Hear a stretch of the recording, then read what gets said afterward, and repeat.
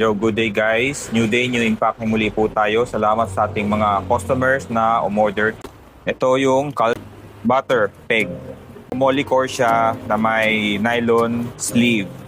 Ito yung, by the way, ito yung new length niya na 4.75 inches. Animal push saddle. Ayan, meron siyang Kevlar cover, yung pinaka-fabric niya, and meron siyang diagonal na vinyl na embossed design. Ito naman ang bios ng Eclat na saddle. Ito yung mid. Yan. Yung cushion niya, medyo makapal pa rin pero sakto lang. Hindi naman siya yung sobrang kapal. Ang estimated weight niya nasa 313 grams. Meron pa tayong available nito, color brown. At may umorder din sa atin ng Eclat na E06. Ito yung made in Japan. Ayan. 48mm, 6mm rise.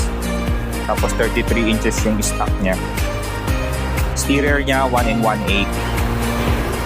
Clamping size 22.2. Available pa. Meron tayo nito silver naman. Isa sa mga famous nating handlebar, itong open bar by BLC. Ang open bar. Ayan. Sakto siya sa mga MTB, gravel, or mga commuter bike setup. Alloy siya made. May umorder din sa atin ng OS headset. Usually guys, ito yung ginagamit namin na headset, lalo na sa The Project Travel Grinder. Version 1, version 2. Order din sa atin ng Enemy Team Pedal Army Green. Guys, ano pala to, loose ball type. Pero goods na goods naman yung paddle niya. Marami naman na nakasubok nitong pedal na to.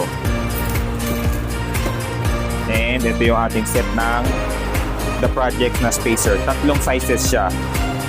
May 3, 5, and 15. Ito yung Sunny Ender.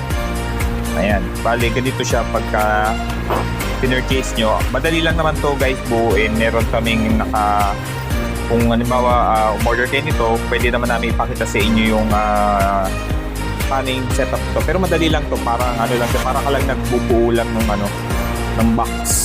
Sa mga interested, pwede nyo po kaming i-DM sa aming Facebook or Instagram, or pwede rin kayo mag-walk-in dito sa shop.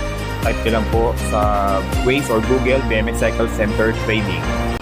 Peace out.